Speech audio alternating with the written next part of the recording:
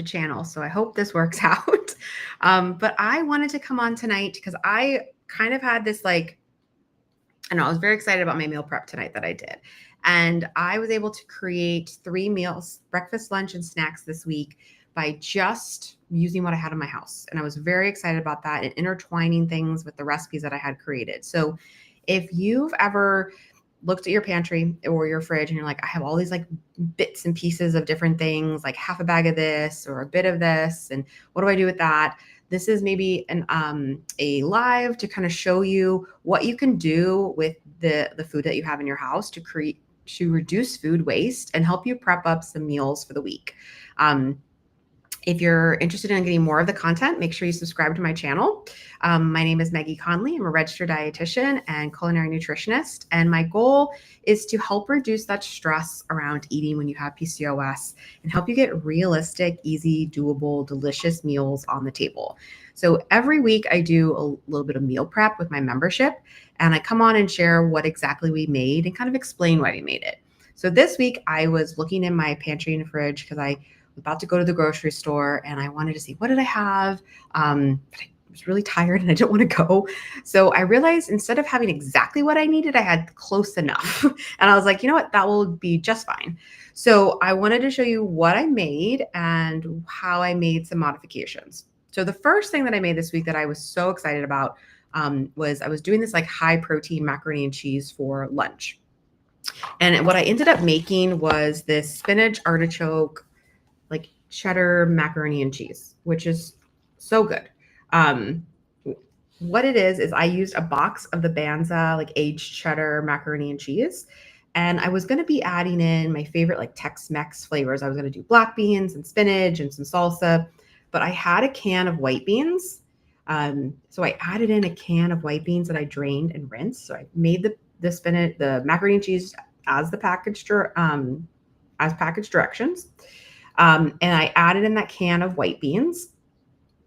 And then what I also did was I had some frozen spinach on hand in my freezer. I usually try to keep some frozen vegetables. So at the end, when the pasta was almost done cooking, I threw in half of the spinach to kind of defrost it in the water, then dumped it and drained it. And I also had a jar of artichokes on hand.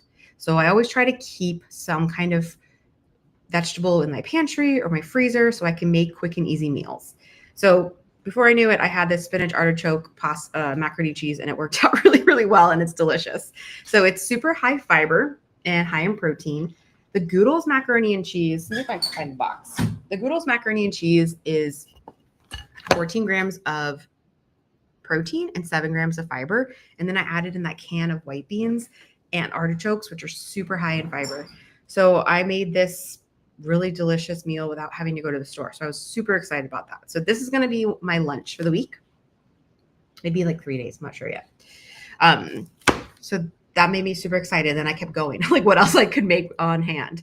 I had some random carrots in my refrigerator and had a lot of oatmeal. And I know that I wanted to have something warm and comforting for breakfast. So I decided to make a carrot cake oatmeal.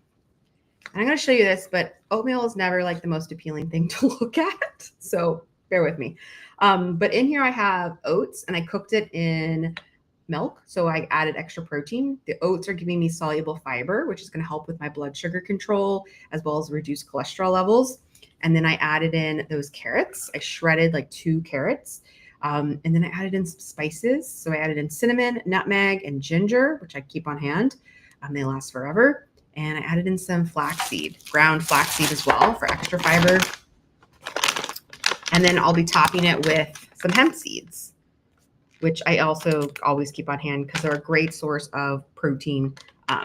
So that's breakfast, and I didn't have to go to the store. So I was really excited about it. And it's also something that's delicious and fun and not boring, which is going to be important to keep my interest up during the week. And then my next, my snack that I made was based off of not wanting to waste the yogurt that I had in my fridge.